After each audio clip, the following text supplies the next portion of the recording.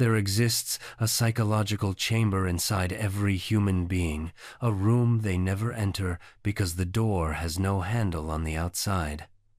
I called this the place where one's unlived life waits in silence. Most people spend decades decorating the hallway, never knowing this room exists. But something is happening to certain souls right now.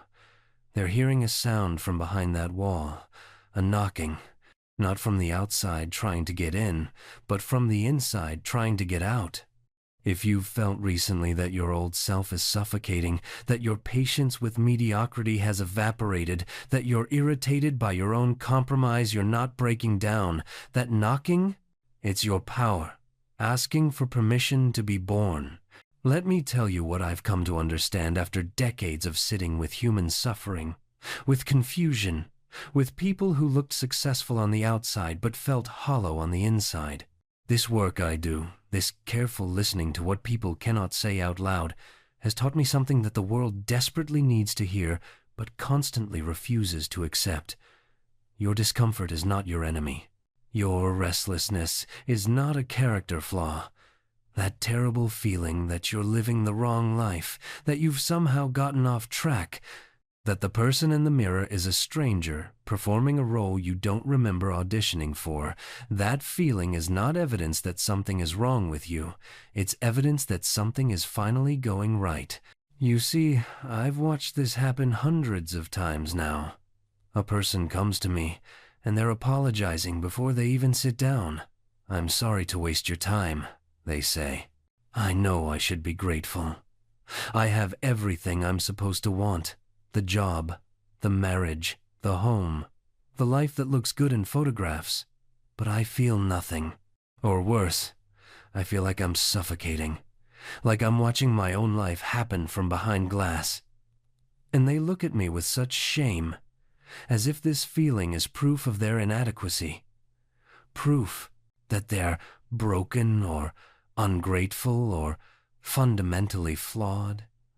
But here's what I tell them. And here's what I need you to hear right now. Wherever you are, whatever room you're sitting in, whatever life you're living that brought you to this moment of listening, that feeling, that terrible suffocating feeling, is not the problem. It's the solution trying to emerge. Your psyche, this deep intelligence inside you that's older and wiser than your conscious thoughts, has been watching. It's been taking notes. It's been measuring the distance between who you actually are and who you've been pretending to be. And at some point, when that distance becomes too great, when the betrayal of self becomes too profound, your psyche does something remarkable. It stages an intervention. It starts quietly, a vague sense of unease, dreams that leave you unsettled, irritation at things that never bothered you before. You're shorter with people, less patient. You can't focus on work that used to absorb you.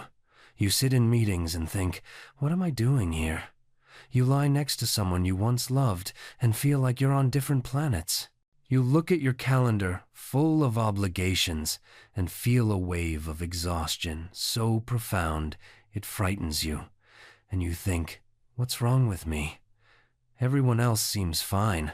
Everyone else seems to be managing their lives without this constant low-grade despair. But that's the lie, you see. That's the story we tell ourselves to stay small. Everyone else is not fine. Most people have just gotten better at numbing the signal. They've learned to medicate it with work, with wine, with Netflix, with staying so busy they never have to sit alone with the question that terrifies them most. Is this really my life? Is this really all there is? Did I choose this, or did it choose me while I wasn't paying attention? The rare souls, and you're one of them or you wouldn't still be listening, are the ones who can't numb it anymore. The medication stops working. The distractions lose their power. And suddenly you're left with the raw, undeniable truth. This life you've built, this self you've constructed so carefully, brick by brick, achievement by achievement, it's not yours. It's a compromise. It's what you thought you had to be to survive. to be loved, to be acceptable. But it's not you. And your psyche, in its profound intelligence, has had enough. This is what I call the power phase. Not power in the way the world defines it, with dominance and control and forcing your will onto reality, but power in its truest sense. The power to be real, the power to stop performing. The power to say, this doesn't work for me anymore, even if I can't yet articulate what would work instead. The power to disappoint people who only love your compliance. The power to be a beginner again, to not have the answers, to admit you've been lost and are only now starting to find your way. And here's what nobody tells you about this phase, what the self-help industry with its promises of easy transformation conveniently leaves out. It feels terrible. It feels like everything is falling apart. It feels like you're going backwards, like you're failing at the very basics of adult life. Because the person you've been, the one who could handle things, who was productive and reliable and together, that person is dying. And you have to let them die. You have to stop resuscitating them with willpower and caffeine and positive thinking. You have to let the old self collapse so something real can finally be born. This is the knocking you've been hearing. This is the sound from inside that locked room. It's not a stranger. It's not some idealized future self you have to become through enough discipline and self-improvement. It's who you've always been. Underneath all the conditioning, underneath all the shouting and supposed tos, underneath decades of making yourself acceptable to people whose acceptance was never worth having in the first place. Your body already knows this person. Your body has been trying to introduce you for years. Every time you felt that sudden lightness when you canceled plans you never wanted to make. Every time you laughed at something dark that you immediately censored because it wasn't appropriate.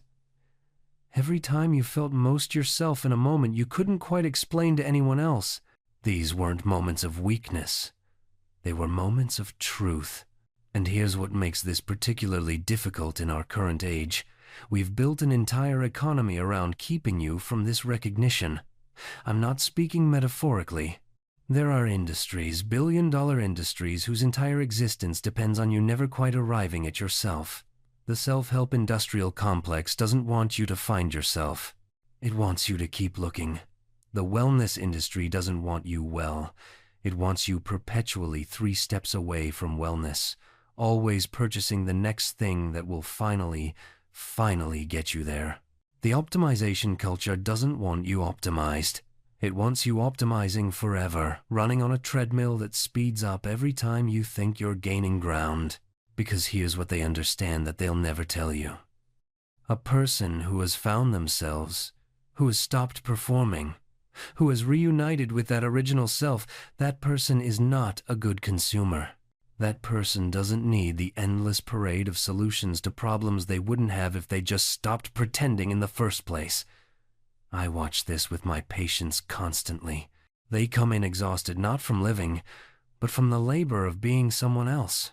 And they describe this exhaustion as if it's a personal failing, as if they're just not strong enough, not disciplined enough, not consistent enough with their morning routine.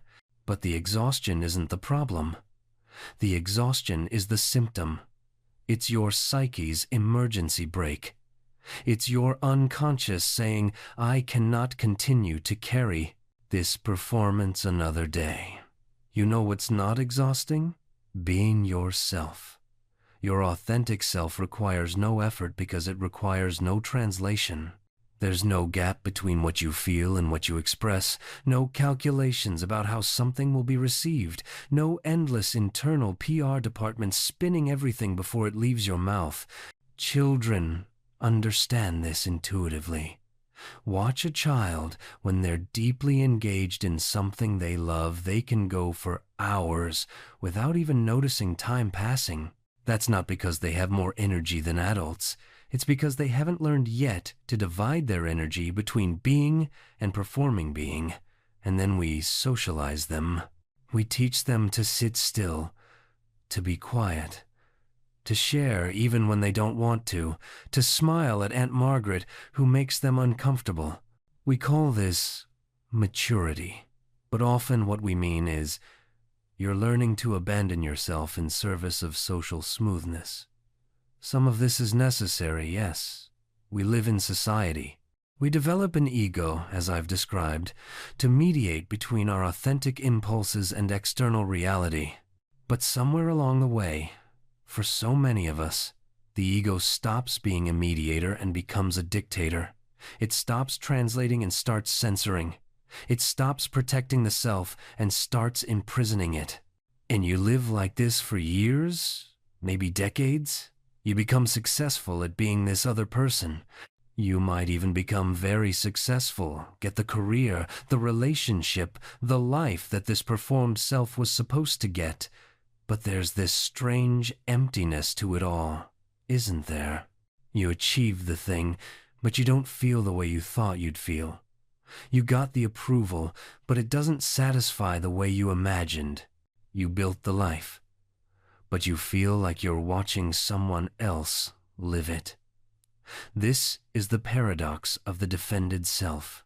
You organized your entire existence around avoiding a particular kind of pain, and in doing so, you've created a life that's safe, but somehow fundamentally unsatisfying. It's like building a fortress to protect yourself from invaders, only to realize you've locked yourself inside with all the provisions but none of the sunlight. I've watched this happen again and again in my practice. A woman who was made to feel invisible as a child becomes relentlessly, exhaustingly visible as an adult. She performs, she achieves, she dazzles, and yet, when the applause comes, it passes through her like light through glass. Why? Because the applause is for the performance, not for the self she's kept hidden. The very mechanism she used to survive has become the barrier between her and the thing she actually needs. To be seen for who she is, not what she can do. The tragedy is that these defenses worked. That's why they're so hard to release. They got you through something genuinely difficult. The problem is that the psyche doesn't have an expiration date mechanism. It doesn't automatically update its operating system when the external circumstances change. You're still running the same protective programming you installed at 7 years old, and now you're wondering why nothing in your adult life feels quite real. This is where the real work begins. Not in achieving more, not in trying harder, but in turning toward the defended place and asking, what am I actually protecting? What am I so afraid will happen if I stop performing, stop proving, stop protecting? The answer is usually a very old fear.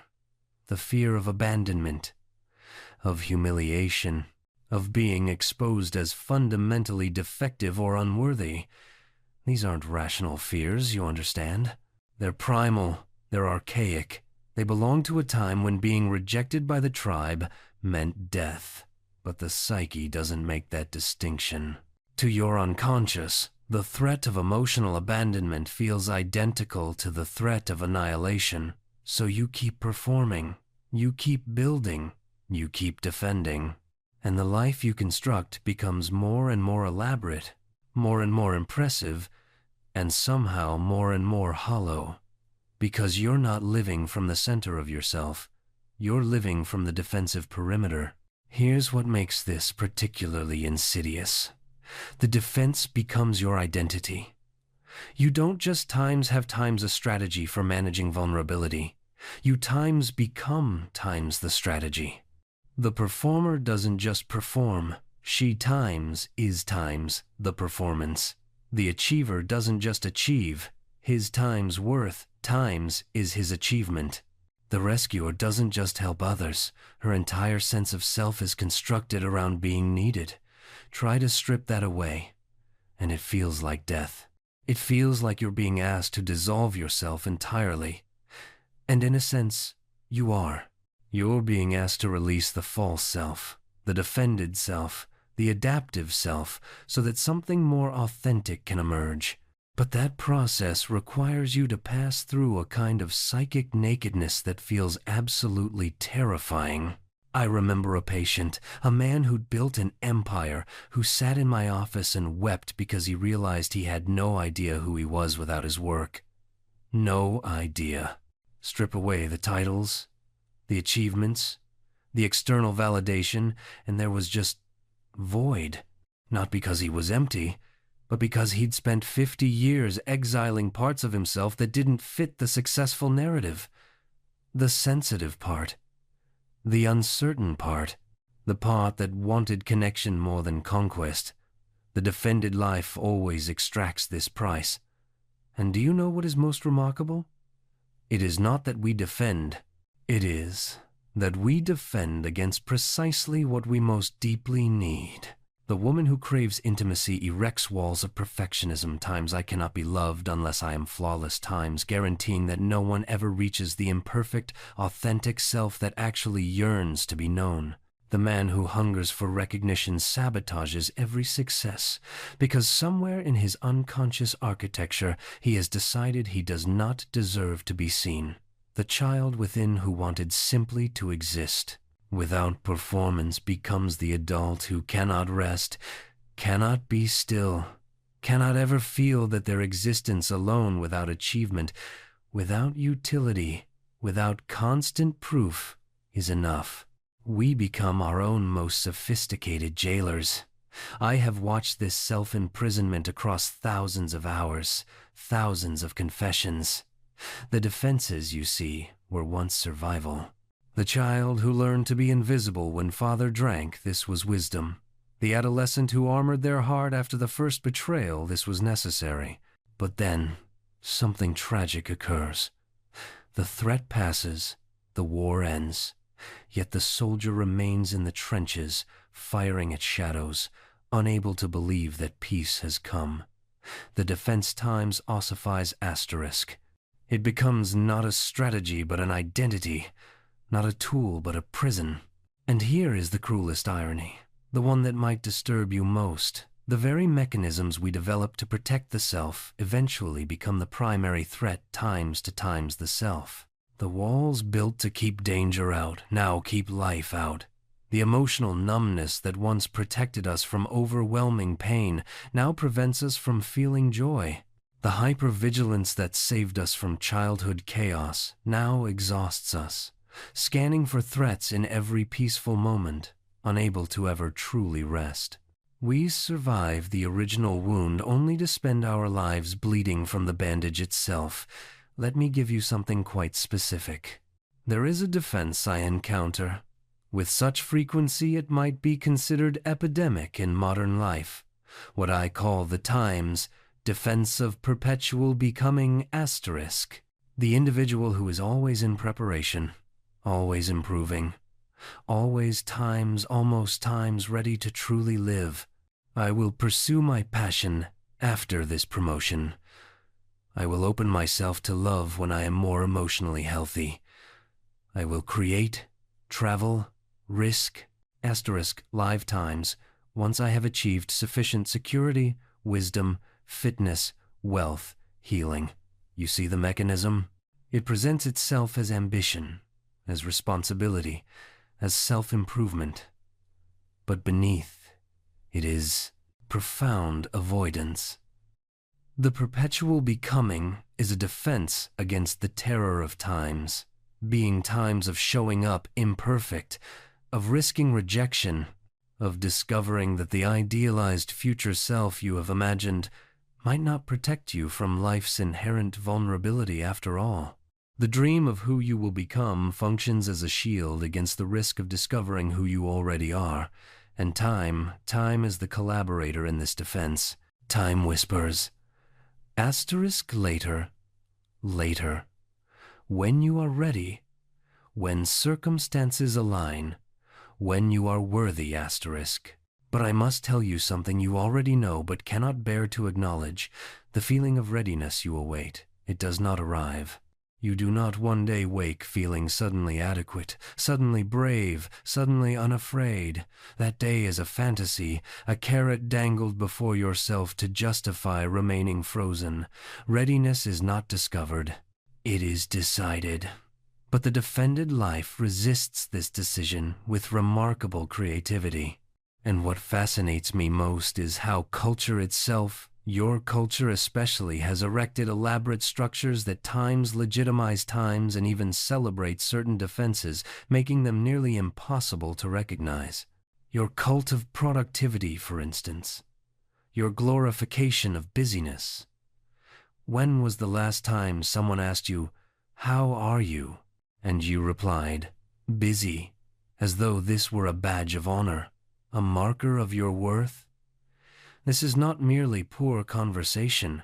This is displacement in its purest form, sanctioned by the entire social order. You displace the unbearable question times, "Am I enough? Do I matter?" Asterisk. Onto the more manageable terrain of your calendar, your obligations, your endless to-do list. Because if you're busy, you must be important. If you're exhausted, you must be valuable. If you collapse into bed each night depleted, you must have earned your existence that day. The brilliance of this defense is that it feels virtuous. You're not times avoiding times anything, you're being times responsible, asterisk. You're not running from existential dread, you're simply meeting your commitments.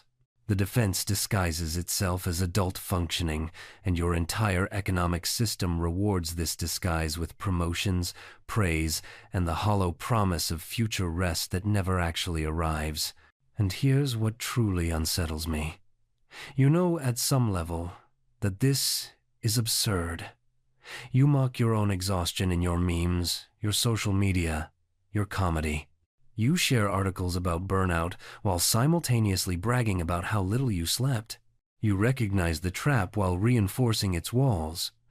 Because the alternative, stopping, slowing down, facing what lies beneath the busyness, is far more terrifying than the exhaustion itself. What lies beneath, of course, is the void. The question that cannot be displaced forever, asterisk. Who am I when I'm not producing? What is my value when I'm not performing? What remains of me when I stop? Asterisk. These are not comfortable questions. They do not have comfortable answers. And so you fill every moment with noise, with stimulation, with the constant hum of productivity and distraction, because silence, true silence, would require you to confront what you've been running from all along. Your technology has made this defense nearly perfect.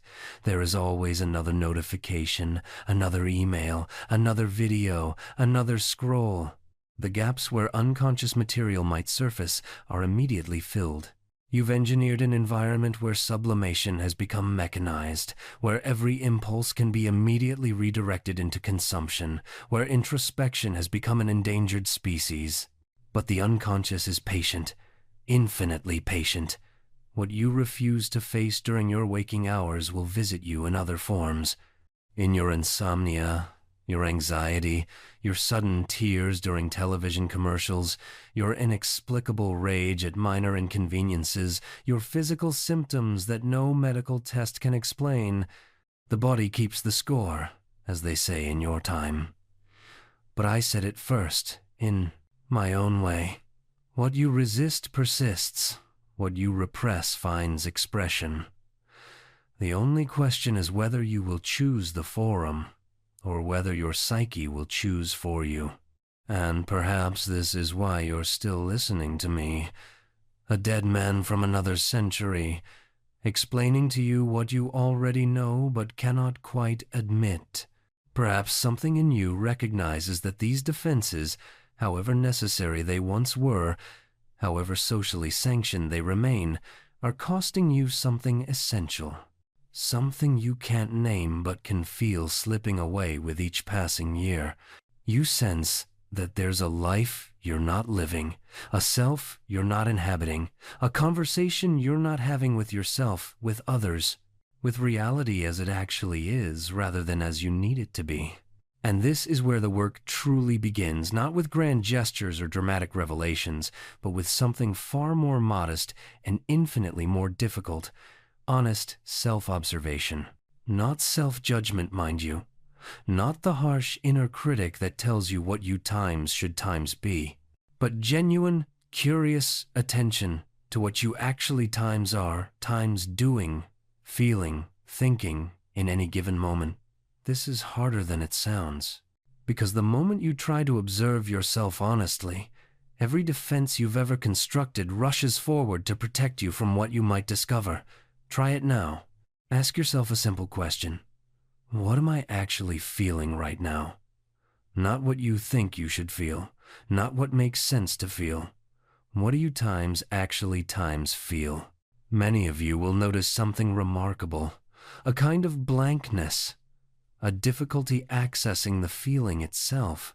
You might think times about times, feelings, analyze them, categorize them, explain them, but the direct experience remains oddly distant, as if there's static on the line between your body and your conscious awareness. This is not accidental. This is protection. Your psyche has learned that certain feelings are dangerous, that they lead to conflict, rejection, unbearable pain, and so it has built a sophisticated system for keeping you at arm's length from your own inner life. Or perhaps instead of blankness, you encounter anger. Ask yourself what you're feeling, and immediately a wave of irritation rises up. Asterisk. Why am I doing this? This is stupid. I don't have time for this. What's the point? Asterisk. And just like that, the inquiry is derailed. The anger isn't really about the question itself.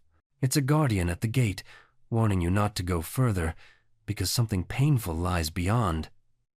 The work, then, is to begin noticing these mechanisms without being swept away by them, to catch yourself in the act of denial and say, there it is. There's the part of me that needs to believe I'm fine when I'm not.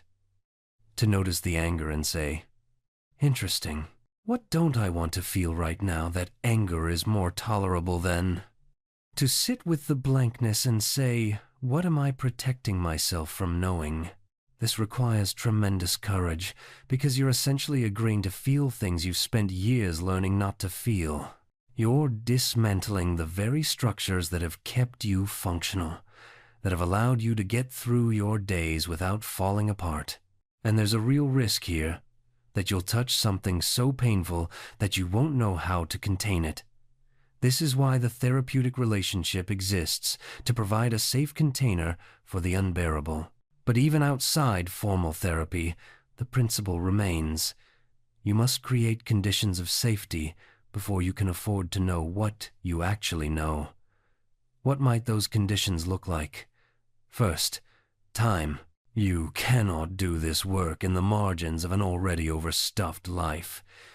You need spaciousness, regular intervals where there's nothing you have to be, no one you have to please, no task you have to complete. Even 20 minutes a day of genuine solitude can begin to create the conditions for self-awareness.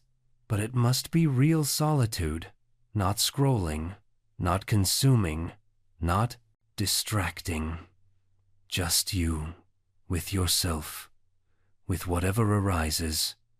Second, you need some form of expression. Writing, perhaps. Not polished prose meant for others' eyes, but raw, unfiltered documentation of what's actually happening inside you. Or movement, dance, walking, any form of embodied activity that allows feeling to express itself without words. Or creative work that bypasses the rational mind and accesses something deeper. The form matters less than the function. Creating a channel through which unconscious material can surface without immediately being judged, edited, or denied. And third, and this is perhaps most important, you need to cultivate what I might call compassionate curiosity toward yourself. Not the punishing voice that says, "You're such a mess, what's wrong with you?" But the gentle, curious voice that says, "Isn't that interesting? I wonder why I do that. What purpose might it serve? This voice treats your symptoms not as failures but as communications, not as flaws but as strategies that once made sense and might still be trying to protect you from something. When you begin listening with this quality of attention, something remarkable happens. The symptom begins to speak. The anxiety that seemed meaningless reveals its standing guard against a vulnerability you cannot yet afford to feel. The procrastination that frustrated you shows itself as a protection against the possibility of trying your absolute best and still falling short.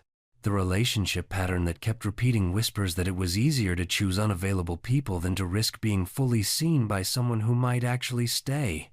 I recall a patient, a successful surgeon whose hands would tremble uncontrollably whenever he attempted to paint his secret passion, his true love. We could have called it a movement disorder.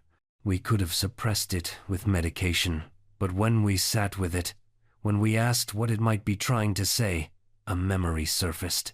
His father, also a surgeon, standing over his childhood drawings with contempt. Doctors don't waste time with such nonsense. The trembling wasn't a malfunction. It was a loyalty, a way of saying, if I succeed at this, I betray him. If my hands work, I lose my father. The body had found a compromise. You may love painting, but you may not be good at it. A Solomon solution that satisfied no one but kept an impossible conflict from tearing him apart. This is what I mean when I say the unconscious is not trying to harm you. It is trying, with the limited tools and outdated maps it possesses, to keep you safe.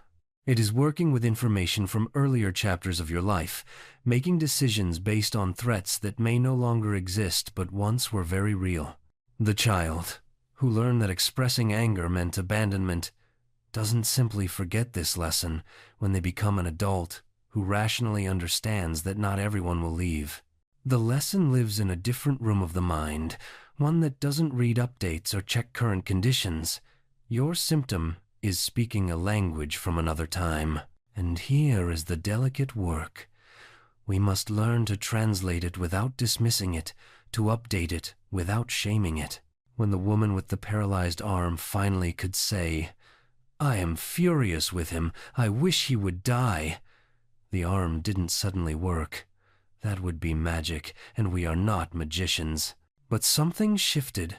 The need for the symptom began to diminish because the feeling it was holding found another avenue of expression.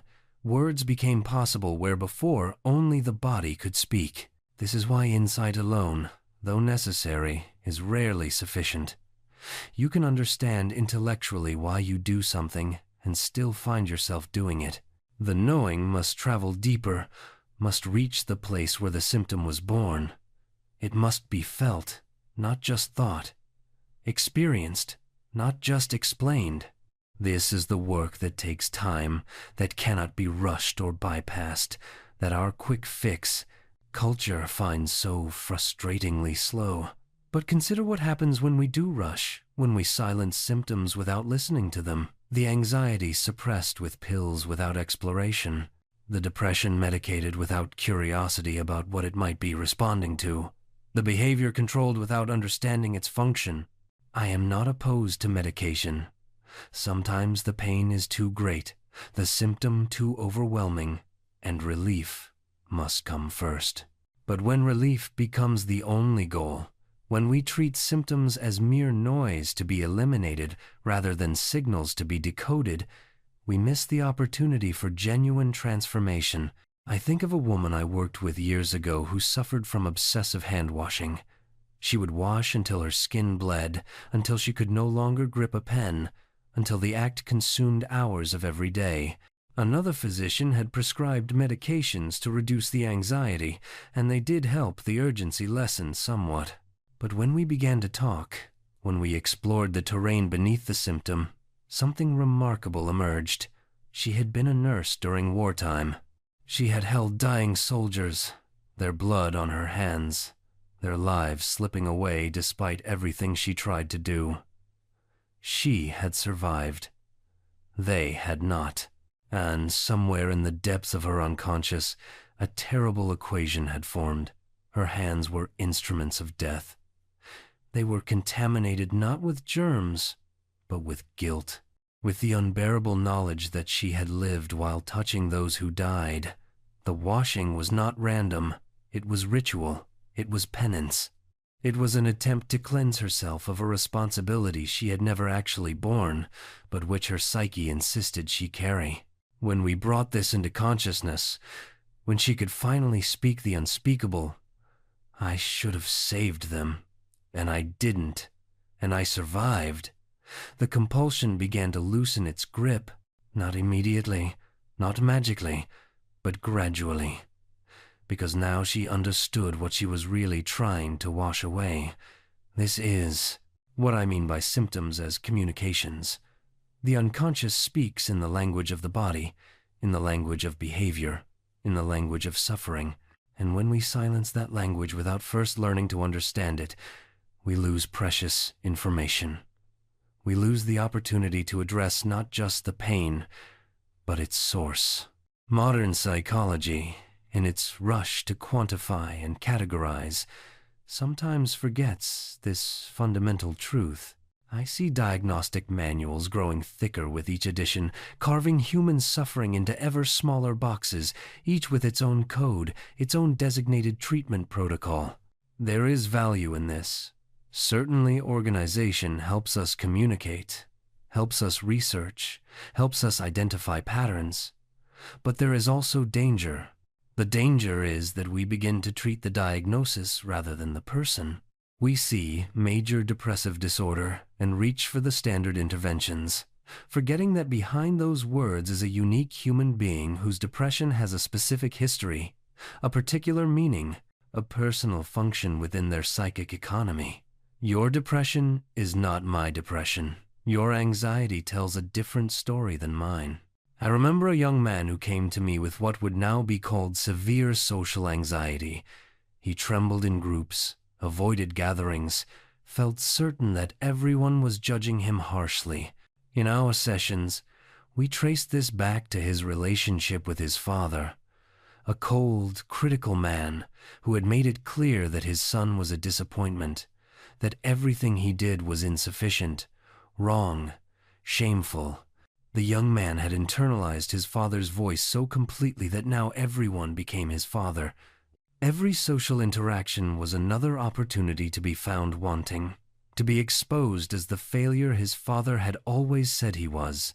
His anxiety was not simply misfiring neurons or chemical imbalance, though such factors may have played a role. It was his father's judgment, transplanted into his own psyche, now operating as an internal persecutor. To treat only the symptoms with medication would have been like giving him earplugs to muffle his father's voice, rather than helping him recognize that the voice was his father's, not reality's, and that he had the power to talk back to it, to question it, to eventually diminish its authority. This is the art that modern psychology sometimes loses in its pursuit of science. The understanding that each symptom exists within a context, a life, a story. That healing is not just about symptom reduction, but about integration, about helping the person reclaim parts of themselves that have been split off, projected, repressed, or distorted by experience. In my study of hysteria, I discovered something that still astonishes me when I reflect upon it. The body keeps the score, as modern clinicians might say, but more than this, the body speaks in symbols. A paralyzed arm that cannot strike the father who abused her, blindness that cannot see the traumatic scene, a cough that cannot voice the protest that social convention forbids. The symptom is simultaneously a concealment and a revelation, a compromise between the wish and the defense. I remember one patient whose throat would constrict whenever she tried to speak of certain memories. The body was saying, "These words must not pass." And yet, in the very pattern of when and how the constriction occurred, the memory was being communicated. The symptom was the testimony. This is what I mean by listening beneath the surface. The conscious complaint, "I cannot swallow," is the beginning, not the end, of understanding. The real question becomes, what is it that cannot be swallowed? What truth, what feeling, what recognition remains stuck in the throat? Modern trauma therapy has rediscovered these truths through different language. They speak of somatic experiencing, of how trauma lives in the body, of the need to complete interrupted defensive responses. But the essential insight remains. The psyche and soma are not separate kingdoms but one continuum, and what cannot be processed psychologically will be expressed somatically. The resistance I encountered when presenting these ideas, that resistance itself became instructive. The medical establishment wanted clean categories, biological explanations, physical causes. They were uncomfortable with the idea that psychological conflict could produce genuine physical symptoms. They accused me of mysticism, of abandoning scientific medicine. But I was not abandoning science. I was expanding it. I was insisting that psychology is as real as physiology, that mental processes have material effects, that the division between mind and body is itself a defense mechanism that prevents us from seeing the wholeness of human experience. You see, when we split the psyche from the soma, when we treat mental illness as somehow less real than physical illness, we are enacting the very dissociation that creates neurosis. We are saying, this part of you is legitimate, this part is not.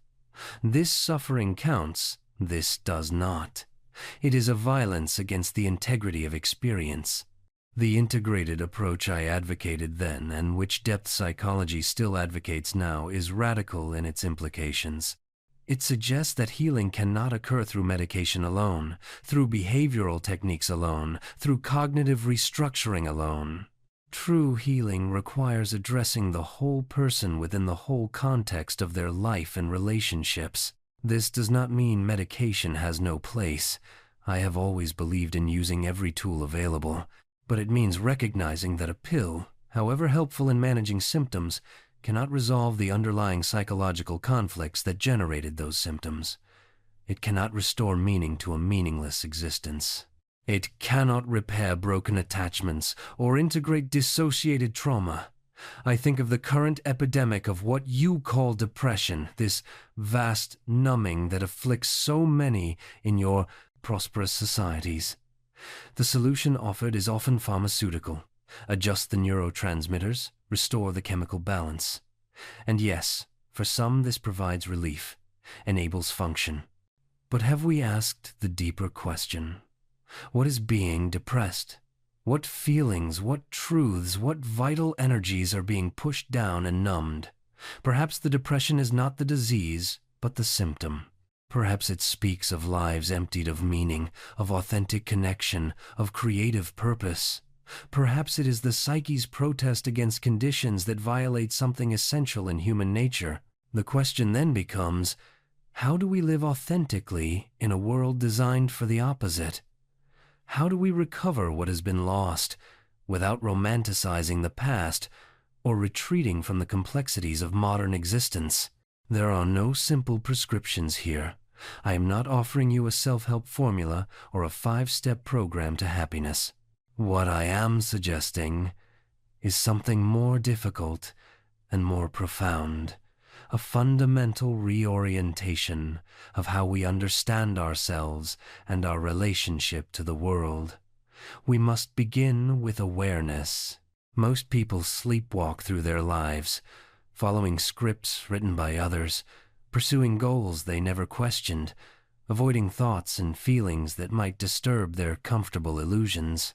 The first act of liberation is to wake up to examine your life with the same ruthless honesty you would bring to analyzing another's dream. Ask yourself, what do I truly want? Not what I have been taught to want, not what advertisements promise will fulfill me, not what would impress others, but what calls to something deep and authentic within me? This is harder than it sounds. Years of conditioning have built layers of false desires over your genuine ones. You may have to excavate through considerable rubble to reach bedrock. Consider the modern horror of productivity. We measure our worth by output, by busyness, by the relentless accumulation of tasks completed. But for what purpose? I ask my patients to sit with this question until the shallow answers fall away. Not to be productive for productivity's sake, not to prove your value to an employer or to society, but what creative work genuinely expresses something within you? What brings you into that state of absorption where time disappears and you feel most fully yourself? For many, the answer requires them to acknowledge desires they have long suppressed. The businessman who secretly longs to paint, the lawyer who dreams of working with plants, the teacher who yearns to write poetry. These longings are not frivolous distractions from real life. They are messages from the unconscious about what your psyche needs to flourish. Connection, too, must be reimagined. I do not mean the shallow networking of professional advancement or the curated performances of social media. I mean genuine intimacy, the courage to be seen as you truly are, with all your contradictions and vulnerabilities. This requires the very opposite of the defensive personas most people construct. In my consulting room, I have watched the extraordinary transformation that occurs when someone finally drops their mask. The relief is palpable, physical. Muscles relax, breathing deepens. Something essential has been allowed back into the room. This is what authentic relationship offers. Not judgment, not advice, not solutions, but the profound gift of being met in your full humanity, and meaning that most elusive of modern commodities. We cannot find it in consumption or entertainment or the pursuit of pleasure. Meaning emerges only through engagement with something larger than ourselves. This might be creative work. It might be service to others. It might be the cultivation of beauty or knowledge or justice.